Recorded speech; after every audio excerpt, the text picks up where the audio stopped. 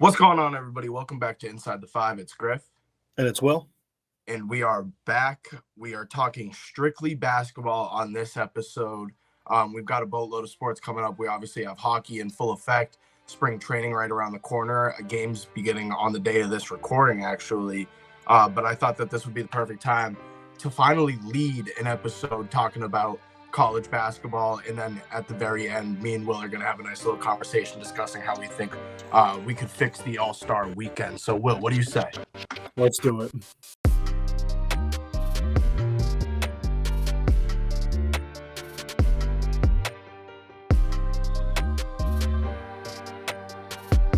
There is nowhere better to start this episode than the most beloved conference in basketball. We have to start here with the Big East. And it's been a whirlwind of the past 2 weeks here in the Big East. When you discuss the Big East, the number one team that comes to mind is obviously the Connecticut Huskies. So we got to start off with them. And let's just talk about the week that they've really had, Will.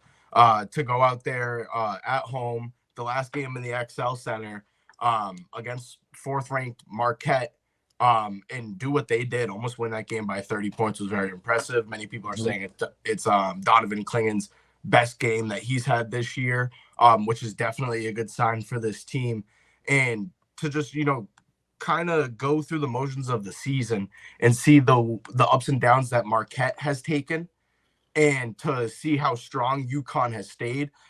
You kind of almost chalk that game up as something that, it could very easily be an upset game. You got the 1 versus the 4, and Marquette's really starting to take off, and different guys like Cam Jones leading the way, who had a big game just the other night, actually post this game, and then Tyler Kolek once again, who's out there just really commanding the floor. To go out there and get smacked by UConn was kind of a wake-up call for, this team is legit. And with Purdue losing, we're not going to be talking much about the Big 12, so I'll get that out of the way. With Purdue losing last weekend on the same day to an unranked Ohio State team, for UConn, to do that on the same weekend was very impressive. So, we obviously have been shouting them out the whole season. And it's perfect that we're recording this episode, Will, because, now we go to Tuesday, where, of course, you talk about the Big East, anything can happen. And especially in the month of February, this is really where the weird stuff starts to happen. Now, UConn before their Marquette game, Will, and I know I'm kind of talking your ear off, so I'll get you a nice little question here in a second. But, in the month of February, and we love the Big East. We think the Big East, is full of great schools, great teams. But they go out, they play St. John's, who, we are definitely going to have to talk about in a minute here. Yeah. Then Butler, Georgetown, DePaul. Those are kind of the layups in the Big East right there. To then go and play Marquette, it's very good that they had the momentum. But 3 days later now, you have to play the only other team in the Big East in Creighton. And not only do you have to play Creighton, you have to play them on the road. Kind of a setup game for them, Will. And, a quad 1 win from Creighton, which is big for this team. And probably the biggest win in program history. Definitely the biggest regular season win in program history, Will. Yeah, I mean, Crane went out there and beat the first number 1 seed in school history. So, I mean, this is big here. Also, this is kind of the time of year that, I mean, obviously there's March and then there's obviously the final. We're not there yet, but this is like kind of what we live for right here is February, because this is where the excitement's happening. The end of February into just before March Madness starts. This is really what we live for here, because this is where we take a look at everyone's schedules and like, okay, where is everybody at and where do we think they'll be at before we get to Selection Sunday, which it's coming faster than you think. And we always say that, but now we're almost here. We're just under a month. So, yeah. But I mean, as you said, we went over a little bit over the schedules, and it's just like Creighton, obviously, and Marquette. Those are like, and UConn, big dogs in the Big East. The Big East basketball is electric, best conference. We all love that. But I mean, UConn taking this loss, I feel like, I don't know. It kind of almost weighs out even after taking a big win against Marquette. And like I was talking about it briefly with someone like my roommate and some friends who follow UConn basketball, and I was like, honestly, they're probably still going to stay like number 1. Like, it's really not going to change much. It's a big win for Creighton. We can't ignore that. And this is exactly why I think, obviously, any team that beats the number 1 seed, their stock goes up. But this is a rare case where this team upset slate. It's Creighton. They shoot the three ball very, very well. That's what killed UConn. And obviously, coming off of a big win, they were on an upset slate. You could say that because it's the time of year where any team can win. This is a big, big momentum strike for Creighton as a ranked team in the Big East. This is very, very big for them, especially for their resume. So the Creighton's going to be a team to look out for. Going Yeah, yeah, no, I agree. And I saw, or I've been hearing this a lot this season because the storming of the courts has been a lot more prevalent than it was, a little bit pre-COVID. I feel like once the COVID whole thing got lifted and it was like people can kind of do this thing again, we're kind of taking advantage of it again. And yeah, I heard a take earlier in the year, and it was earlier in the Big 12 play when I don't remember the two exact teams playing. One team was a fringe team, one team was a ranked team. And they were playing the fringe of being ranked. The fringe team was at home, won the game, and the next week ended up being ranked. And I saw a great take where it was like, how much of an upset really is it? Now this game is a little bit different. We can kind of judge because Creighton almost won by 20 points. I mean, they blew the brakes off them, right? And you said it. How they did it. It was by shooting the ball. I mean, they made 11 more threes in this game than UConn, and they shot at a very efficient clip, 50% from behind the arc in this game, which is like very impressive to do in college basketball. Like it's very, very hard, even in the NBA, but still like very hard feat to do in any basketball game. Definitely, and obviously you're going to get your 15-5 from Cockburner, but for Stephen Ashworth to go out there, shoot the hell out of the ball in this game, and a few big minutes off of the bench as well for this Creighton team, who's not really that deep this year, especially compared to last year, was just a really big statement win for this team. Now, I wouldn't call it an upset, and I know that UConn was favored in this game, and Will, you put it very well as well. This isn't a game that's going to knock UConn off the throne. I mean, this is the Big East, and this was a game where, where you talk about evening out, you beat Marquette, and then you lose to Creighton. Those cancel out. You could say that, but how about the 12 wins in a row that they strung off before that? So it's not like UConn's really deep in the water. They finish out the season. They have a few games where they're going to get tested, where they have to face Marquette at least one more time. And that should be at Marquette. It is the second to last game, and then they finish up the season at Providence. So the next two games that they play will be at Gamble against Villanova and Seton Hall. Those should be wins. And then to decide the rest of that season, to go on the road, play Marquette, and then go have to play at the Dunk against Providence, two of the most electric environments in the Big East. This team will be battle tested is exactly what this means. They're playing the hot teams in the Big East at the right time. For example, Seton Hall, you just saw Marquette, you just saw Creighton, you're going to see Marquette again, and then you're going to see Providence, who's this team that could they're a David versus Goliath type of team. And when you're at the Dunk and you're the away team, that crowd can get into your ear. And Providence could easily win that game on March 9th against UConn. A team that we briefly mentioned that we have to talk about before we get off the Big East is the St. John's Red Storm. I wanted to get our boy Kevin on this episode. I texted him, but I was a little bit too late to it to discuss this. But after this team's loss this past weekend against Seton Hall, who who started off the Big East, on fire. Who was the only team in the Big East to beat UConn up until Marquette just did it. Or maybe one other team, and has kind of fallen off, but it's still a rowdy team with a great coach who we know that came over from St. Peter's, who was one of the better guards in school program history. They come off a tough loss at home, which I want to say on a Sunday at the UBS Center. No one's going to be there. It's not really a home game. And Rick Pitino absolutely digs into his whole program. It was, something that we haven't seen since. When's the last time we've had an iconic post-game presser? It's been nobody has genuinely disrespected other people in a post-game press conference in a long time, other than player/coach to reporter. He was going in on his own team. Yeah, no, I've never really seen it almost. I don't want to compare the situations, but it's almost like when because he just kind of just went off on a limb, but it's almost like when Doc Rivers took over the Bucks earlier this year, and like they asked him like, "Oh, how are you feeling about this team? Like, what's the energy about this team?" And he kind of like slandered them a little bit, but like kind of kept it at like a mellow tone where he's like, like this is a lot of work on here, but like he obviously said this is like a big project here, even though this team has superstars. But we're not going to get into the NBA. We're talking about Big East basketball here. Rick Pitino going off on the Red Storm after pretty much like I don't want to say like they were like the word expectation is like very loosely given to this team in a way where it's like Rick Pitino's on this team, so you expect this team to be great, but do you? Like Rick Pitino isn't Rick Pitino, but he always will be Rick Pitino, if that makes sense. Like Well, you it's the hire Rick Pitino and you're like, okay, this is who we got here. Like we have a legendary coach. Like we literally like one of the greatest coaches of all time.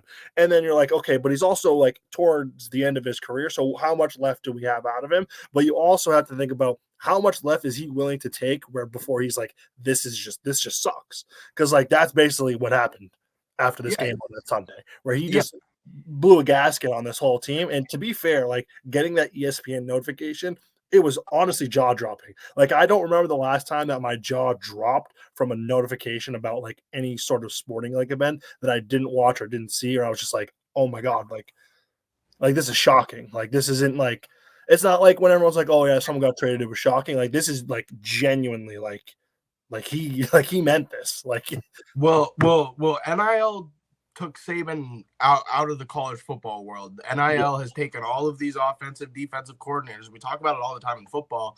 Now, you want to talk about Rick Pitino pulling a classic Rick Pitino, move.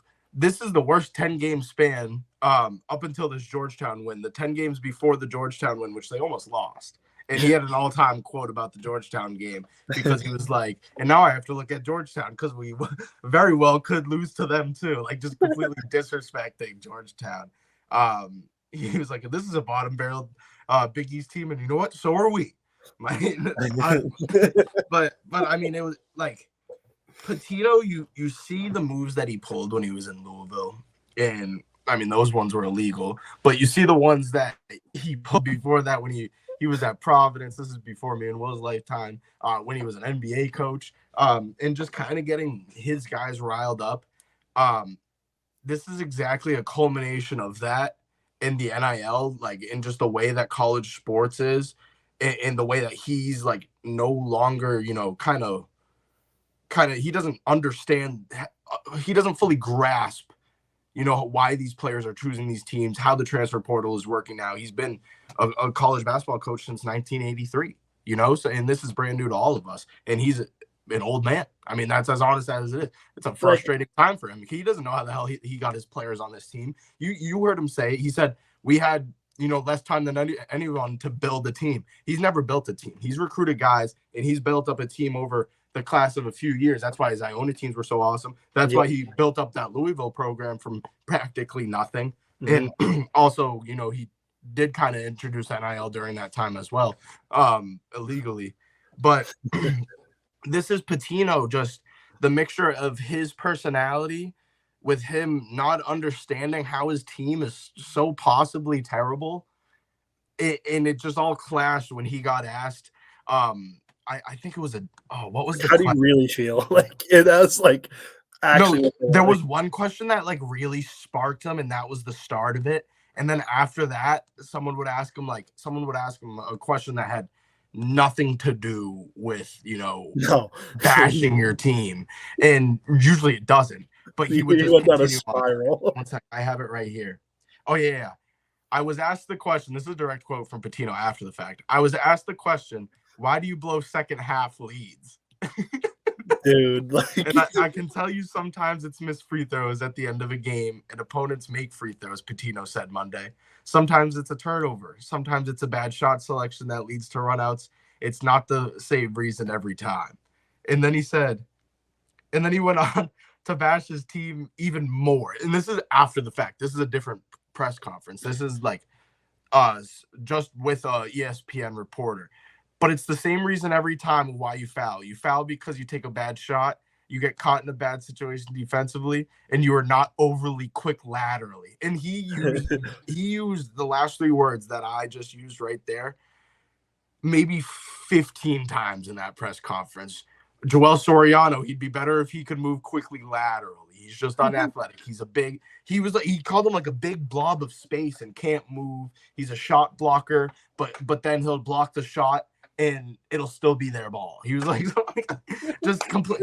And it was like 3 in a row. He knocked off names. Like, this guy not athletic, this guy not athletic, and then he finished with Soriano, went in on Soriano. You can tell he doesn't like Joel Soriano. No, it's like, honestly, like what you said before about like the clash of everything. It's really like I don't want to talk about NIL too much because obviously there's just controversy everywhere with it. But it's honestly coming to the point where it's like, really, it just matters about the money. Like, it really does. But like no matter who you are, what your name is, if there isn't a number figure with how much they're getting to come to your school, it does not matter.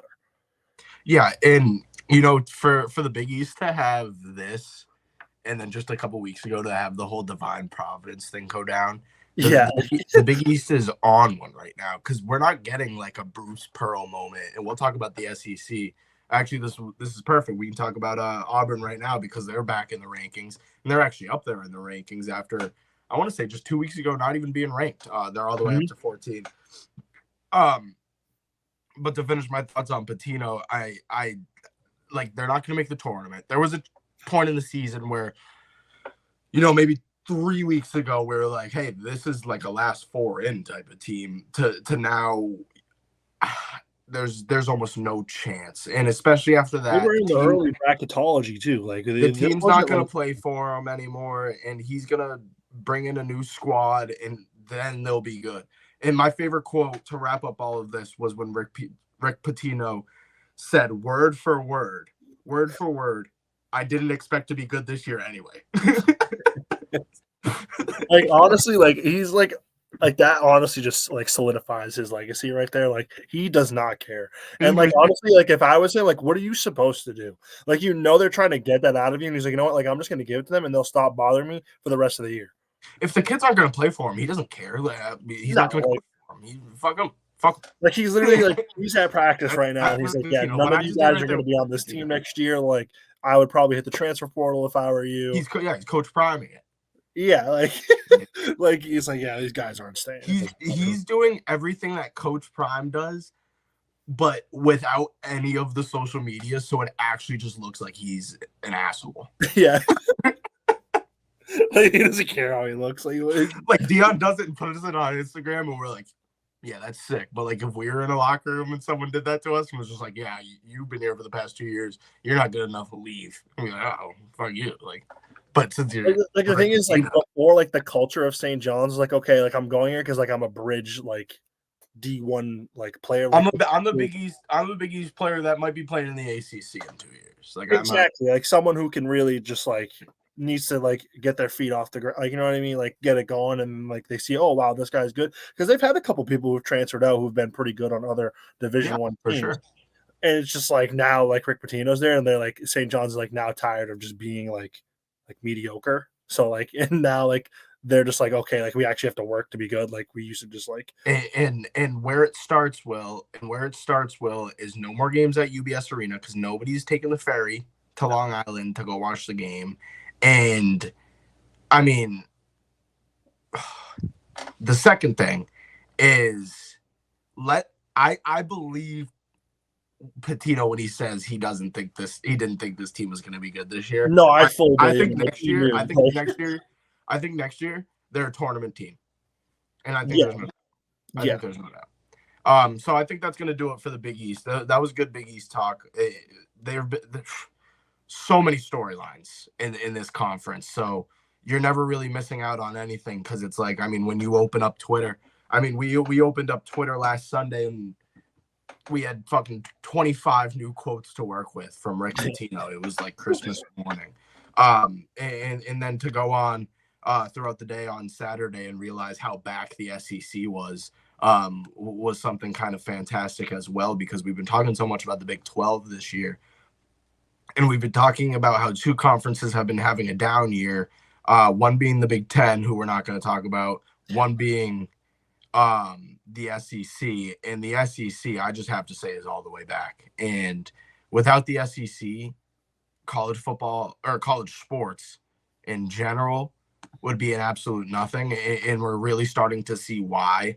And it's because teams like Alabama and Florida can play on a Wednesday night, the 13th ranked team at home, and go into overtime. Well, what a fantastic game that was last night, where Florida just really killed them.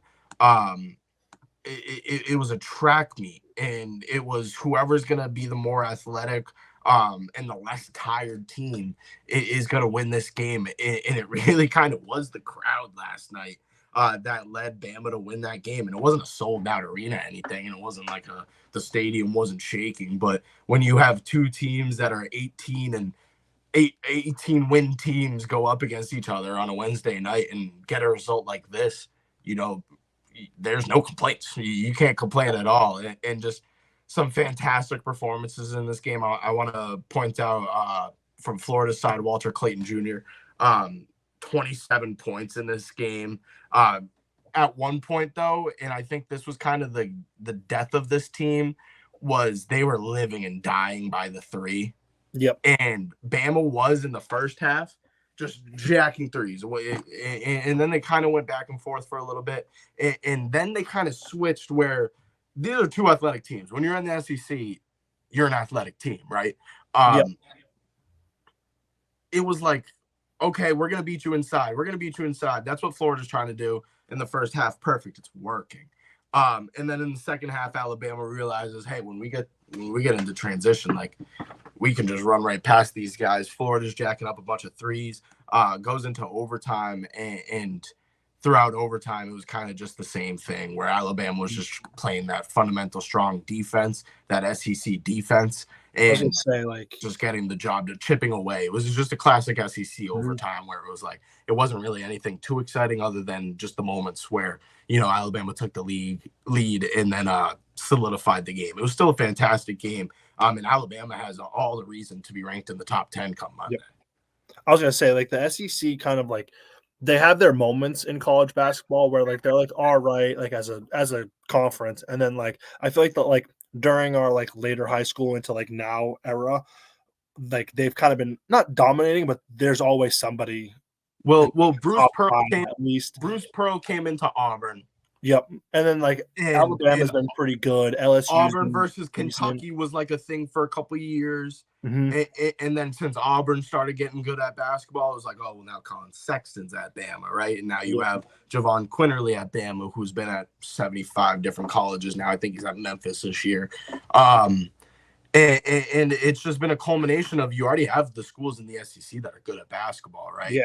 Now, these schools like Kentucky is the perfect example, and it's a perfect transition as well, because I also want to bring up the LSU, who hasn't been good the past couple of years. Before that, they've had their years in and out. I feel like they haven't really had their years during our well, I mean, they haven't had anything crazy, but they've had players. You know what I mean? Like they haven't been like, I don't know. Like I feel like out of all the teams in the SEC that kind of live and die by this, like almost like this 3-and-D play, very athletic. Like they have like kind of like it's LSU is more like an AAU team.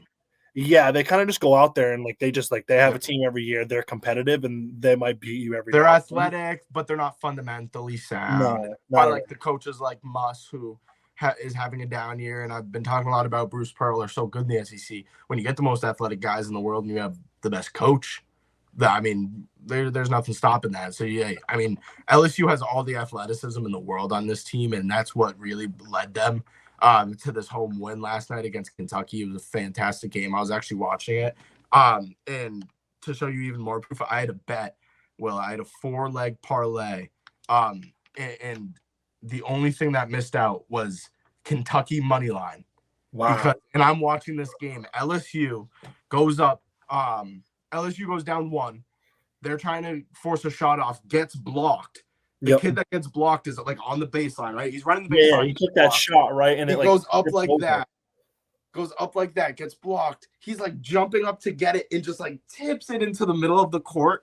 And some kid jumps up, grabs it, and shoots it. I mean, And without a doubt, they did a review and all of that. Without a doubt, the kid got it off with like Oh yeah, I saw the 8/10 of clip a of it. second It was like left. he Like there was was more than clear. enough time. It was a buzzer beater all the way through. There was no doubt the game was over. And here's my bet. It was Colorado State plus 7.5. I don't know if you can see it. You're gonna Yeah, get the real thing.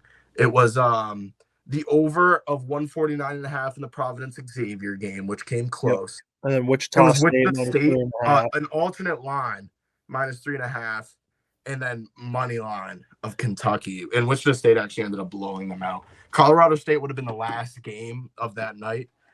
So it was already settled before that game had finished. But it was awesome because it was a tie game at halftime when that game was wrapping up. And if that game won, then it was like perfect second half of that. And then they would have covered, it would have been golden, but that never happened.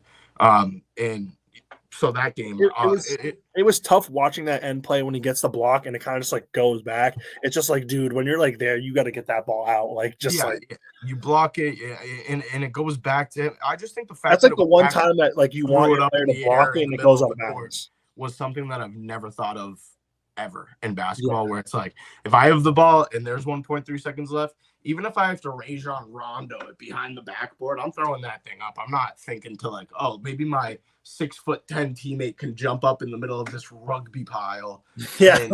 and throw it in. I was so pissed off too. Of course, you know me. But another perfect transition, pissed off. How about Duke being ranked over UNC this past week? And it's going to continue on because of Duke's crazy win against Miami, almost a 30-point victory against Miami, who, you know, we had high expectations for. I guess the world kind of did after that Final Four run. You lose Isaiah Wong, You still have Nigel Pack, who were essentially your leaders, and Nigel Pack just hasn't been able to really step up into that position that you wanted him to. That's about all I have for Miami. They kind of friggin' stink. But for Duke to be ranked above UNC, I'm not going to take any like scapegoat reason. We don't put biases aside. We leave biases on the table on this podcast, especially for this. I just think that, I get it. We dropped a couple of games in the middle of a couple of weeks, and I just don't I think that we should be 8 and Duke should be 9. We have the win. And it's recent. Mm-hmm. I just think that like if this win came at the beginning of ACC play, not 2 Saturdays ago, then okay, Duke should be ranked over UNC. I know that Duke has won 16 of their last 18 or whatever the stat is. I don't have that number in front of me because, once again, I put my biases on the table. I'm not doing anything that supports this team. But UNC, their losses, it's not like either of them came at home. One of them was to a Syracuse team who has been fantastic this year and has been beating teams like Virginia and like Florida State, who at some points in this season we have been talking about potentially putting them in the rankings. And Virginia, who UNC plays again on Saturday, is on the verge of being ranked. Once again, it just doesn't make much sense to me. I don't think Duke is that legit. Jared McCain had almost 30 points, or maybe 35 or something like that. He had a great performance. But when it comes down to it, Duke, and I should have brought this up when we talked about Marquette, because Marquette kind of fits in the same category that Duke does for me. Mm-hmm. They don't have an X Factor guy. It's not Filipowski. It's not Tyrese Proctor. And it sure as hell is not Jared McCain. They don't have a guy in the last minute and 20 seconds in March that's going to go out, and I'm like, wow, like I'm really nervous of him, especially when they're going up against the Tar Heels. I think that Armando Bacot and James Washington, honestly, or Jalen Washington, on Filipowski is fine. Like I easy money, I think. Tyrese Proctor is a bum, and I think Elliot Cadeau on what's his name, the TikToker, Jared McCain, that's like an all-time matchup. The 2 freshmen duke it out, and then the 2 seniors, Proctor and RJ Davis. I take RJ Davis 9 times out of 10. 100%. I want to say like Armando Bacot and RJ Davis alone are game wreckers at this point in their college careers. Like when you go up and be like, damn, I have to deal with RJ Davis. Like that sucks. Armando Bacot's going to get a double-double on you, whether you like it or not. Like it's really like. And we literally picked up Cormac Ryan from Notre Dame because his best games in his career are against Duke. Yeah. whether it be at Cameron or when they were at ND. The best game of the season for him was at the Dean Center against Duke. I mean, he is meant to play against Duke. And then we haven't even talked about Harrison Ingram, who's been the talk of the town all season. I want to say my hot take from kind of this little controversy that we have here is honestly, this is crazy of me, but I honestly kind of like it. And I'm going to say why. Everyone giving the attention to Duke because like it's Duke. Everyone like for some reason when Roy Williams left, I was like, oh, Roy Williams left, like go. And then obviously Coach K is like, oh, okay, like they're so good. So everyone's just kind of like on that, like okay, like they're kind of matching UNC in the way like two young head coaches with two young teams, and they're still getting recruits. Blah blah blah. They're just letting Duke ride off. But Duke is a team that's going to crash and fall as hard as they were built. In a way that like they were built so rapidly in a way where like they gathered all these recruits together. They have a good squad. They're going to crash as hard as they were able to be built. UNC in a way where they've been battle tested, they've taken their few losses, and then they come back the next game and then they absolutely dismantle an opponent on all facets of the game of basketball. Duke has yet to really like we're talking about Miami here. Like, dude, like they're not like I know like Miami's had their runs, they've been good like recently, but like they just have not been Miami. Like that small ball shit is done. Like that is not flying anymore in the ACC. I'm just saying, let them talk Duke up all they want, and they're going to be crying when they lose in March Madness. I mean, when's the last time they beat a ranked team? When they played Baylor earlier in the season. They haven't done much. Like they like I know like this team like has good players on it and they have impressive performances, but I feel like UNC just has quality wins. Like I know they're coming off of a bigger loss, but like they have so many more quality wins. They have beat Duke. Like we have to we have to keep it in mind here. Like the this month the ranked teams this month we ACC. No, I agree with you 100%. We haven't won a tough game on the Duke hasn't won a tough game on the road, especially. No. I'm looking at their schedule right now. And they drop a game against Pitt at Cameron, and it's like that's that game embarrassing. Gets washed off the face of earth. Like that's embarrassing. It's like that game never gets remembered. Like that's what I don't understand. Like when you take obviously you can't like track back. It's not college football where like you're tracking back old like wins and losses, but like you have to think about it in some way. Like this team hasn't changed that much since that Pitt loss. Like this team is like abysmal. Like how do you lose to Pitt? Like I don't you know what I mean? Like it just like how? Like yeah, I'm very happy we're saying it too after we like don't have to play Pitt again and already beat them. But just like as kind of a lookout of the season, this Saturday you're playing at Virginia for this is back to the Tar Heels. And then you go play Miami at home. You have a tough in-state opponent against NC State, which will probably be the second hardest matchup that we have until you get Notre Dame and then you see Duke at Cameron at the end of that year. And that game on 3-9 is going to have a lot riding on it. And the best part about playing Duke at the end of the season is the fact that if Duke goes out and wins that game, let's say at Cameron Indoor, if it really means anything for him, then we'll see him in a week and a half, in the conference tournament. So as long as UNC wins out, if they have a date with Duke on the 9th of March and they're as hot as ever, UNC, which I'm projecting, like this team can easily win out. It's going to be a hell of a clash against Duke. And I got the guys on it. North Carolina is a deep team. They're a team that's ranked in the top 25 of offense on the KenPom and the top 30 of defense on the KenPom. There's only 5 teams that are in that right now. And year in and year out, you have to be within those standards every year. Within those standards, the national champion has fit into that. So it was like them. It was UConn. It was Creighton. It was a couple of SEC teams. I didn't see any Dookie on there though. So Also, I trust the Ken Palm. I know nothing about the Ken Palm, but when they show me the numbers and it says Ken Palm, I trust it. gotta trust it. Also, like this UNC team is realistically this game Saturday against Virginia away from becoming extremely hot. Yeah, I Like mean, after like I'm so confident they're going to beat Virginia. There is nothing separating them from the rest of the ACC. Like it's really just Duke, obviously that's left, but like they've already beat them. So like until they meet again on the 9th, there is nothing more that I can say and be less like not as confident and be like they have no reason that they'll lose. They have no reason that they'll lose.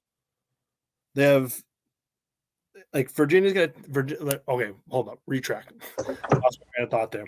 UNC is gonna beat Virginia. The only thing away from them is Duke. They've already beat Duke. They play them again on the 9th. That's going to be a win too because we're going to spoil their season at Cameron, and then we're going to spoil it again in the ACC tournament because no one else is getting there. Like unless they get upset by Pitt, then I don't know what's going to happen. Like, and it's just such an interesting year in the ACC because it's not like there's a Virginia or a Miami or a Syracuse that's like really in anyone else's way. It's really just these top two teams. Yeah. And I mean, I don't have it in front of me. I don't think anyone else in the ACC is ranked right now. No. Is that correct? Like, no, I don't think so. That's why I said earlier, I was like, we beat the only other team that's ranked in our conference. How do you put them ahead of us? Yeah, it really doesn't make any sense. And it goes back to the point where you can mark some of those wins as quad one wins, and technically they fit under the category for these Duke wins, but they haven't gone out and won a tough game on the road, in my opinion. And that's something that's going to be big because come conference tournament time, that's on the road. Come March Madness time, you're not going to be playing in your little 1,000 capacity gym. Like that's just not how it's going to work. So you're going to have to get used to playing in front of 20,000. You're on Fight Island every game. You're going to have to get used to playing in front of 20,000 people instead of your little middle school gym. That's going to do it. Perfect. We're all riled up because we should be riled up for this as well. Let's talk a little bit about the NBA now. The NBA is coming back tonight at the night of this recording. Hopefully we see what's his name? Who did we add? Who's the big guy? Xavier Tillman. Yep. Hopefully we see him in action tonight. I am too. He kind of plays like how Jared Sullinger used to. So I'm kind of that. Oh my god, big Jared Sullinger guy. I hope he wears number 7. I hope he steals it from Jalen. But the All-Star weekend just took place in Indianapolis, and I guess we'll start there. Will, why don't we start with our initial thoughts? Let's just say like I know we're both the same. I want to know the initial. I have an initial thought. What do you think about All-Star Weekend being in Indianapolis? Honestly, like I love it. I do too. It's like that's basketball right there. Like they love basketball so much. Like I know, like part of my initial thought, like I know it wasn't probably the best event you've ever been to, which we're gonna get to that. But like being in, I would want to say one of the hubs of basketball in the United States. Like where else do you want to be? Like as a true basketball fan, you'd be like, I'm going to Indiana for the All-Star game. Like that's exciting in itself. So that's great for them as a city, especially being a very good team right now, kind of on the come up. Tyrese Halliburton is electric. They've made some trades. They're an interesting team. So it's honestly really exciting for the game of basketball. I agree with you. And they had it in Indy the year of COVID. And I think this was kind of like okay, let's see what you can do at full capacity. And I want to say one thing that wasn't a disappointment about the All-Star weekend was the turnout. And they had I think the game was in not Allen Fieldhouse. That's where Kansas plays, but whatever their field house is called. Indiana, their stadium is called like whatever field house. The All-Star game was there, but they had like the skills competition. And I even watched the All-Star Celebrity Game, which I'll get to was probably the best part of the whole All-Star weekend, was at Lucas Oil Stadium where the Colts play. And they were doing 15,000 for the Celebrity Game. They did 15,000. I mean, that's a fantastic turnout. I also I've seen celebrity games at like I'll get to what I'm going to say about that after. At like Division II courts, like little courts. Like they're doing well for attendance, and like I'm glad it was there and their attendance was good because honestly, like I know I know every year it's all about where's it going to be, but like why not have like a reoccurring place or like a rotating schedule? Like every I think Indy should be on that list, and it's a big event. I think Indy should be on that list. I think something like a Houston or a Dallas should be on that list. Mhm. I think obviously in LA, and then like a Vegas or like a New York. Yeah, like somewhere like hubs. It would Like, definitely have to be in New York. yep. I agree with you. That's a good idea, and this is kind of the premise of this whole All-Star weekend portion of our episode, because this is just strictly a brainstorm of us. We're pretty much going to be acting like the people working in the NBA front office in Secaucus, New Jersey, and we are here to revive All-Star Weekend, and it starts with the celebrity game. And oh, you know what? Actually, another thing that we didn't talk about was the LED court. I think that the LED court was a great addition. They used it for the celebrity game. You get 7-footers, 6'9", professional athletes on that LED court. There's no way it's reliable. No, I mean, I really enjoyed it for the events and the celebrity game. I I think thought for the dunk contest it was stupid. How they followed yeah, it with the trail. Did you see that? yeah, it, Really? it, it felt like NBA 2K. It was just weird. I wasn't a big fan of that. Like it was cool for like the second. I was like, oh, that's interesting, and then it kept following, and I was like, eh. But for the game itself, no. But I liked how they utilized it for certain things. Like there was a placard there saying "shoot, take Yeah. ball, pass." Like I thought that was just more innovative than just seeing a sign. The stuff that you can't really see that they have on the court, you were able to see as a at home viewer was very nice, and they easily took advantage of that. Which, to be fair, this year with the courts, I know there's been too much controversy with the courts, like just too much. But I like the trend that we're heading in. Yeah, I agree. And I think that like adding those little things to the game, and it's like even during the 3-point contest, which was terrible, it was still pretty cool. Like when they made one, like they like splashed on the whole court. And then like whenever someone made the starry, the one that was like extra, the deep shot, Yeah, yeah. it was like a whole cool thing that went on. Just talking strictly about the LED courts right now, during the dunk contest, it was awesome because not only the only bad thing was the trail of following the contestants, but it seemed like the contestants also had like a say of what they could put on the court, because I'm trying to remember, Toppin was in it. Jaylen Brown also had Dominique Jalen, Wilkins on the court. and, Like was there, but he was also yeah, on the LED. yes, and he put up a tribute in the paint of Terrence Clark as Yep, well. he did. And then who was the one that put up the Mexican flag in the paint? I thought Jaime that was Jaquez. Oh yeah, Jaime Jaquez. That was pretty cool as well to have it like in the paint. Yeah. And to have that sort of customization. So it kind of gets away from using like props like we've been seeing a lot in years, where like remember Derek Jones Jr. jumped over like a DJ table. It was so Yeah. like just like little stupid things like that you can now put onto the court, and it's like, oh, we've never seen that before, so it's pretty cool. I thought that was I think the LED court, in the way that they used it, like I said, I don't think it could be used. I think there would definitely be some major injury liabilities if you have the actual professional basketball players playing on it. And you kind of did notice it during the dunk contest, where like Jaylen Brown, I feel like especially, was like slipping on it. Yeah, it just Or maybe that was just me being like a Celtics fan, being like, okay, be careful. yeah, it just looked a little like funky to me. I really would enjoy, honestly, I wasn't, obviously we were not there, but I feel like if I was there, I wouldn't like it. At home it was nice. And Yeah. this is where I think where we can kind of draw a bridge between having the best of both worlds here. Why don't they just have that for the home viewers?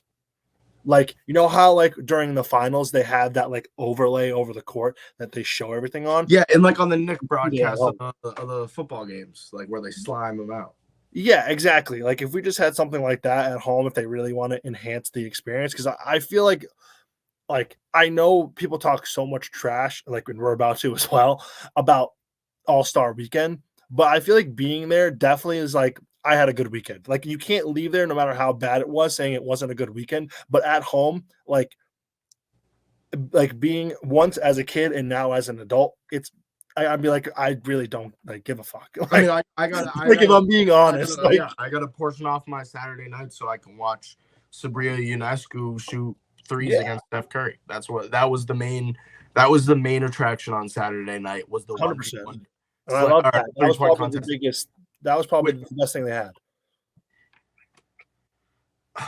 You know, this is a very touchy topic, and what's his name on TNT is gonna get in a shit ton of trouble for it. Ernie, not Ernie.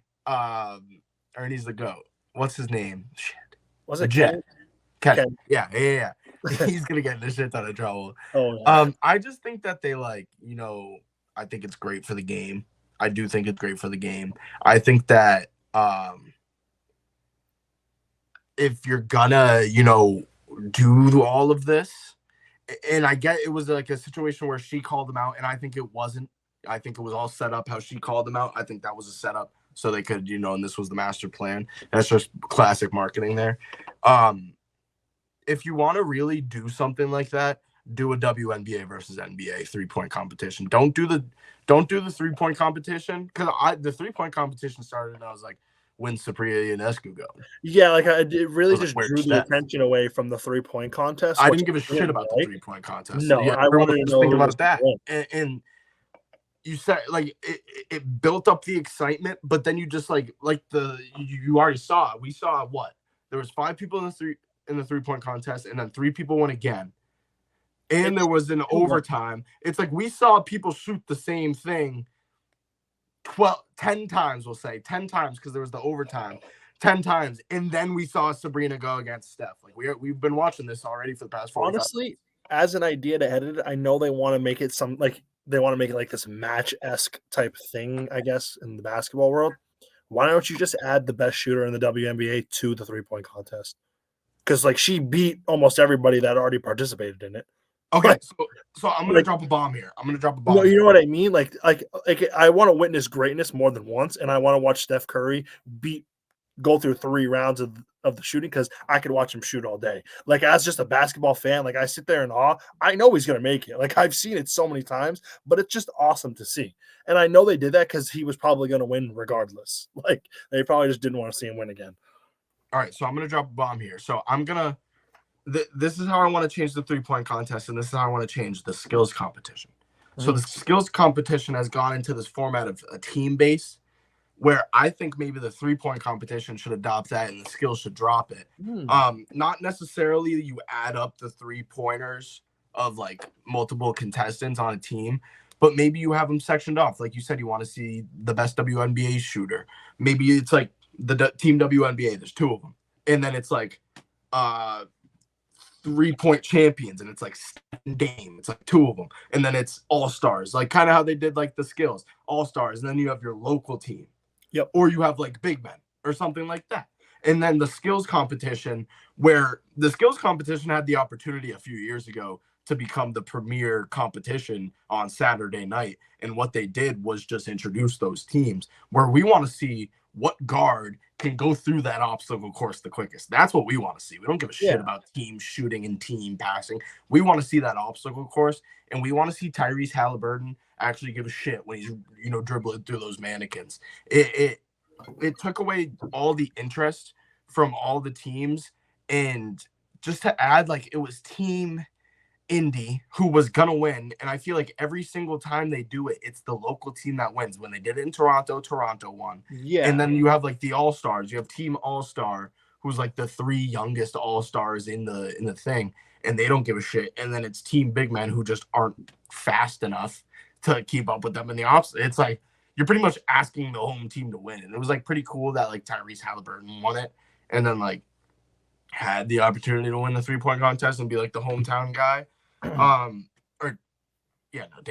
ended up winning it, but it just it's so dead, and they don't do a terrible job of marketing it. It's not a marketing issue. It's strictly like the actual entertainment part of the weekend, which is a tough thing, because usually like within these sports, like the NHL for years in the playoffs, like I feel like COVID gave them that lift. It was the only thing to watch. And now the hockey playoffs are kind of like electric again, where people want to watch it again.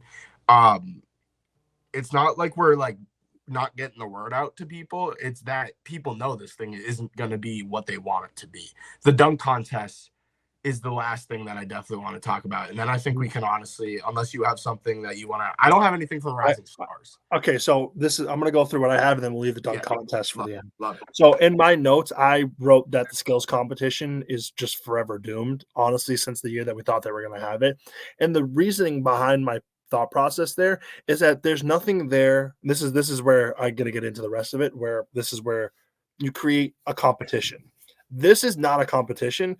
I know we want to see how fast they can do it, but why don't we see how accurately they can do it and put them up against people? What the fuck happened to the small, like the basketball size pass through? Yep. Like, like honestly, like I could throw a basketball into that thing blind. Like, what are we doing? And the other one is, why are we giving them 3 shots on the 3? It should just be 1.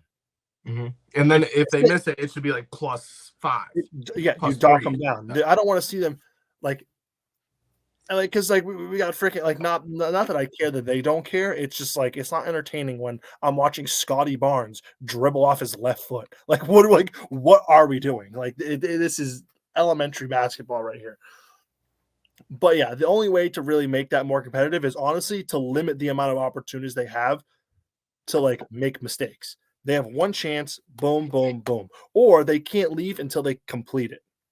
How it used to be. Make the pass thing smaller. They can't leave until they complete it, and the time just keeps running. Yeah, that's more competitive because now they're in more of a rushing situation. That's kind of a way to fix that kind of thing. I don't really have too much for that. For the 3-point contest, this should be the premier event of All-Star Weekend. This should be the event everybody's looking forward to because most people are like, oh, why wouldn't it be the dunk contest, Will? Well, because frankly, we've seen every goddamn dunk in the world where it's really just like it's really hard to scratch that itch, but the competitives can still come back to that, which I'll get to that. But now, in the 3-point contest, they should adopt what the MLB does with the home run derby.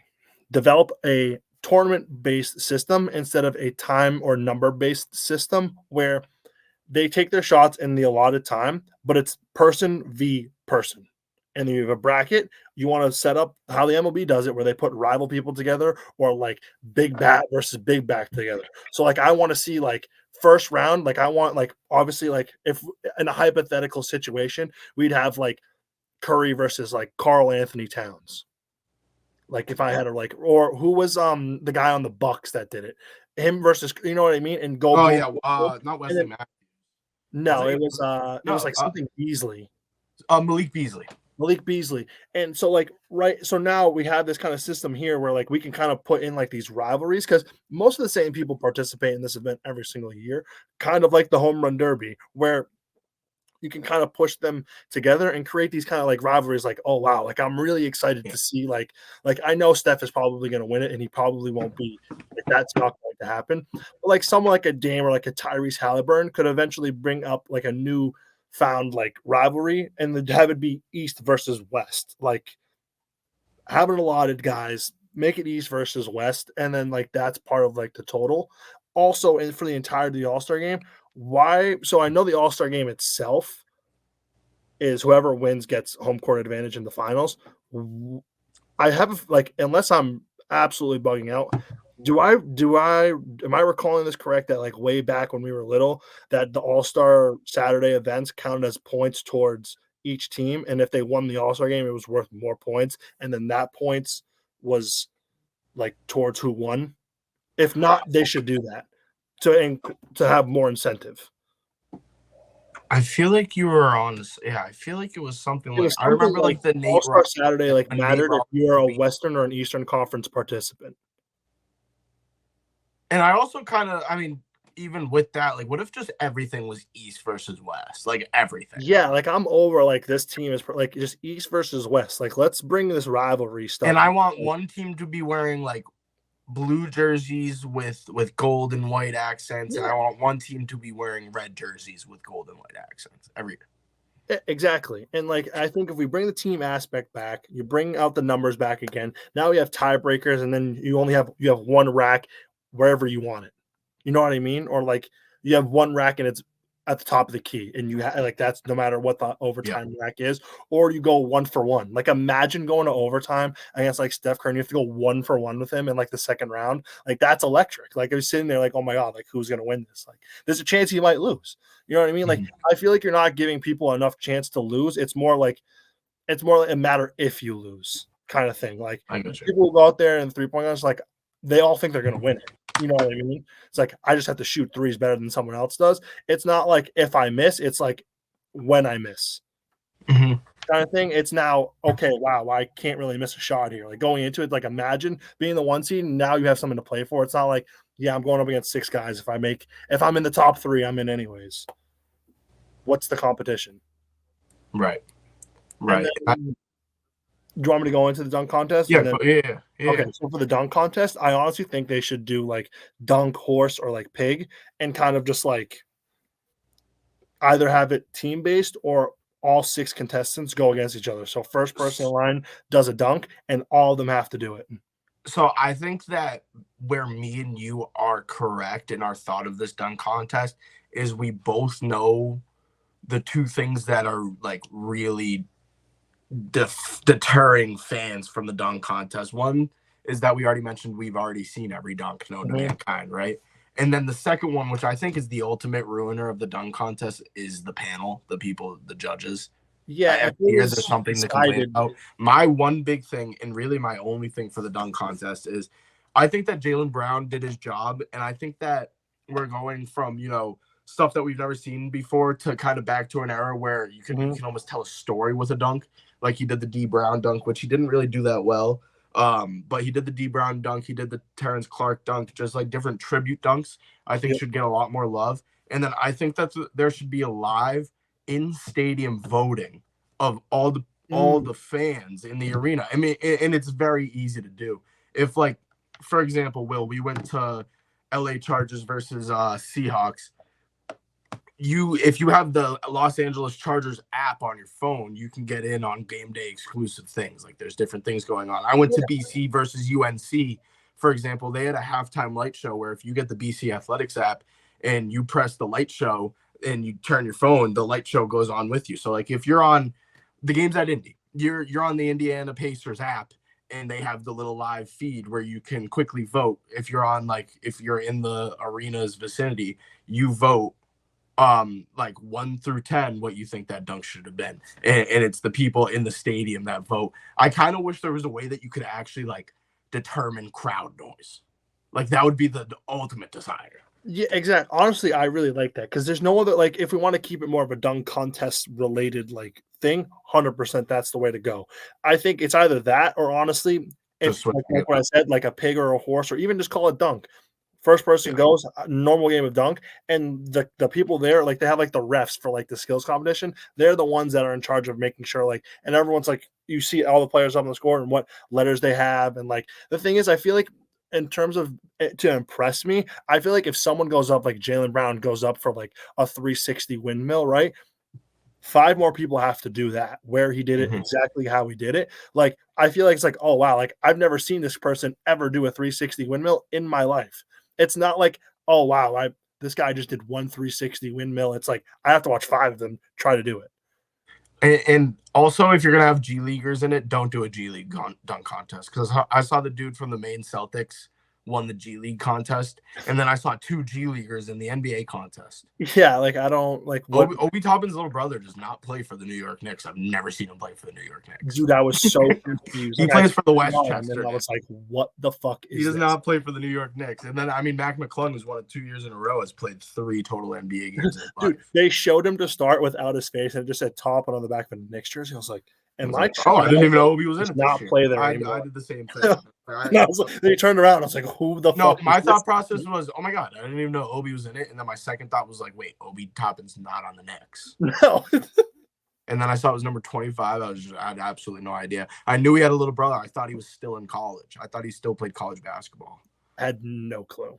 So, I mean, there's a lot of things. I also almost, one thing that I've been trying not to say is I almost think that every competition, the 3-point contest, the dunk contest, the skills competition should only be all-stars.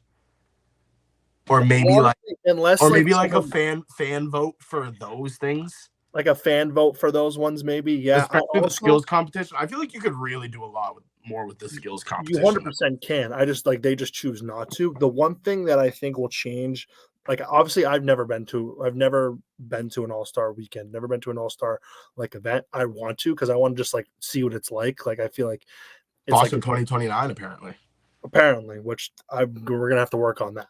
But I know we saw this stuff like around the stadium, stuff like that, and like the players were really into it because of the environment that they were in. But like for like fan experience, I feel like half of that comes for drawing more people like into the whole thing. Like, why don't they make it some like I know like it's weird because the final for this sport is a 7-game series. I can't have limited food options and different events go on every like fucking game. Like there's 7 of them. Like that's way too much money to spend. Like the Super Bowl is 1 game, 1 week, one weekend.